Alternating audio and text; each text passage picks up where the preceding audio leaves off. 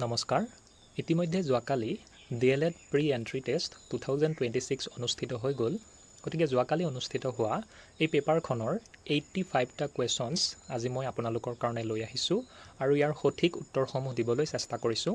গতিকে আপোনালোকে ভিডিঅ'টো চাওক আৰু আপোনালোকে কিমান স্ক'ৰ কৰিবলৈ সক্ষম হ'ল মোক কমেণ্টত জনাব আৰু তেতিয়া মই ইয়াৰ কাট অফ কিমানমান যাব পাৰে সেই সম্পৰ্কে আপোনালোকক জনাব পাৰিম।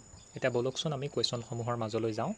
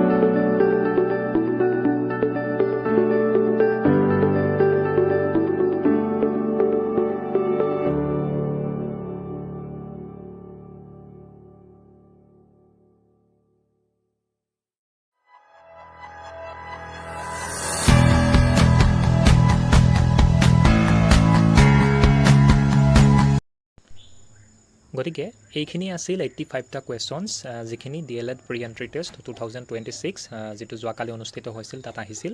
গতিকে মই আশা কৰিছোঁ আপোনালোক সকলোৰে এক্সাম ভাল হৈছে, কিয়নো এক্সাম প্ৰায় ঠিক ঠাকেই আহিছিল। মাত্ৰ কাৰেণ্ট এফেয়াৰ্ছ যিটো ছেকশ্যন আছিলে সেইটো ছাত্ৰ ছাত্ৰীয়ে নভবা কিছুমান কুৱেশ্যন আহিছিল। অৱশ্যে যিসকলে নিয়মিতভাৱে কাৰেণ্ট এফেয়াৰ্ছ পঢ়ি আছিল সেইসকলৰ হয়তো ভাল হৈছে। গতিকে আপোনালোকে কিমান স্ক'ৰ কৰিবলৈ সক্ষম হ'ল মোক কমেণ্টত জনাব আৰু আপোনালোকে যদি প্ৰথমবাৰ মোৰ চেনেলটো ভিজিট কৰিছে তেতিয়াহ'লে ছাবস্ক্ৰাইব কৰিবলৈ নাপাহৰিব। Thank U.